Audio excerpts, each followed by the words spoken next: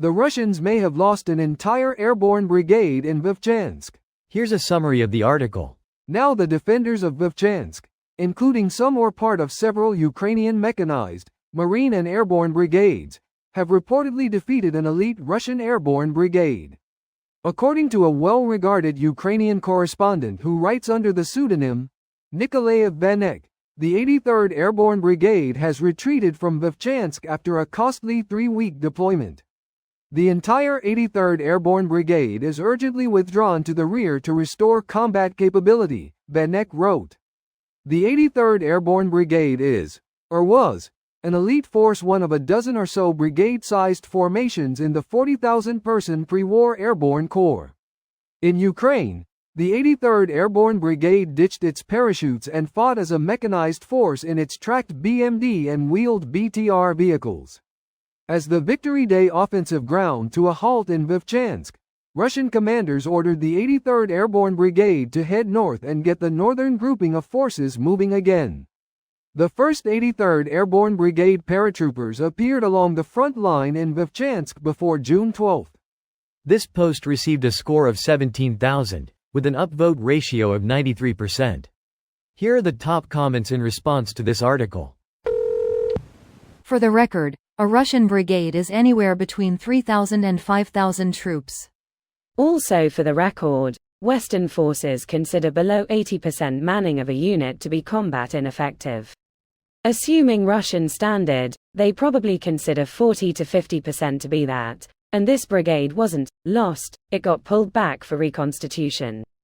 So with this in mind, they may have lost, aka wounded, killed and captured, about 1.2 to 1.5k troops.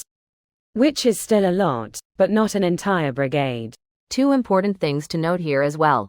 1. The 83rd VDV was only in combat here for around 3 weeks at the absolute most, meaning they went from being in a well enough condition to be deployed to combat ineffective within that extremely short frame of time.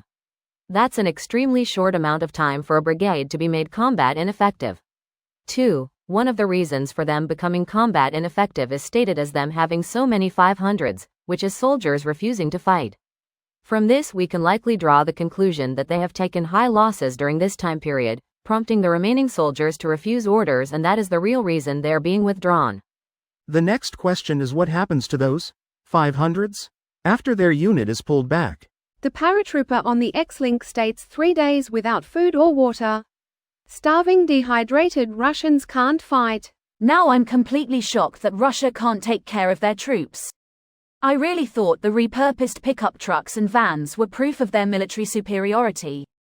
You mean to tell me a country whose greatest military successes occurred because they fire-hosed people at the problem? Russia, you're not even as good as Iraq was in the early 90s. Go home. So, a brigade is 2,000? Was that right? Depends on the military really. In the US a brigade is 3 or 5 battalions, which can widely range from 2,000 to 8,000 troops depending on what the companies are and how full they are. This being a wartime military, I highly doubt it's standardized. Things like that tend to hit the wall once a war goes kinetic. In the US military, a BDE is 5 to 7 battalions.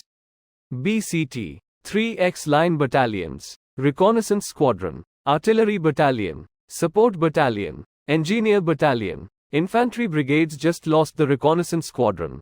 I left the army 3 years ago, so this is crazy to me. IBCTs no longer have an organic reconnaissance squadron.